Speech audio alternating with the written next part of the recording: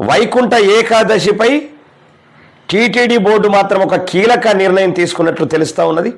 మరి డిసెంబర్ 30 తారీఖు నుండి 10 రోజుల పాటు వైకుంఠ ద్వార దర్శనాలు మరి సీఎం చంద్రబాబు ఆదేశాల మేరకు మరి సామాన్య భక్తులకు మరి ప్రాధాన్యత ఇస్తూ మొత్తం 182 గంటల దర్శన సమయంలో మరి 164 గంటలు సామాన్య భక్తులకే దర్శనం ఇచ్చే విధంగా నిర్ణయం తీసుకున్నట్టు తెలుస్తూ ఉన్నది. దీంతో మరి సామాన్య భక్తులకు ఎంతో మేలు జరిగేటటువంటి అవకాశం ఉన్నట్లు తెలుస్తూ ఉంది. మొదటి 3 రోజులు 300 రూపాయల శ్రీవాణి దర్శనము మరి రద్దు చేసినట్లు తెలుస్తూ ఉంది.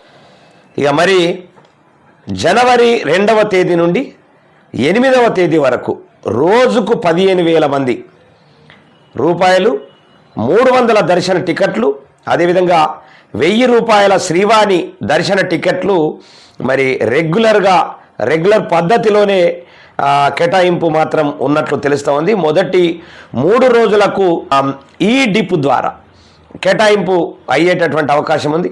అదేవిధంగా నవంబర్ 27 నుంచి డిసెంబర్ 1వ తేదీ వరకు మరి దర్శనం రిజిస్ట్రేషన్కు మాత్రం అవకాశం ఇచ్చారు.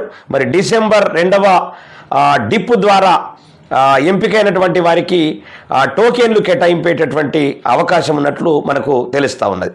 ఇక అట్లనే టీటీడీ వెబ్సైటు, యాప్, వాట్సాప్ ద్వారా పారదర్శకంగా టోకెన్ల జారీకి మరి రిజిస్ట్రేషన్ల అవకాశం ఉన్నట్లు తెలుస్తూ ఉన్నది.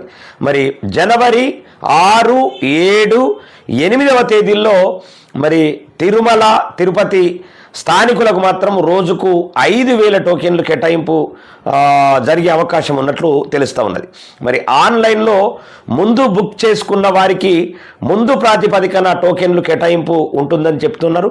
మరి 10 రోజుల పాటు మరి ప్రోటోకాల్ ప్రముఖులకు మాత్రం మినహా మిగిలిన అన్ని రకాల ప్రివిలేజ్ దర్శనాలు రద్దు చేసినట్లు కూడా మనకు తెలుస్తూ ఉన్నది. మరి తిరుమల తిరుపతి దేవస్థానం మరి దర్శనానికి వెళ్ళేటటువంటి భక్తులు వీటన్నిట్లను కూడా గమనించి తప్పక మరి పాటించవలసిందిగా కూడా మరి కోరుతా ఉన్నాం.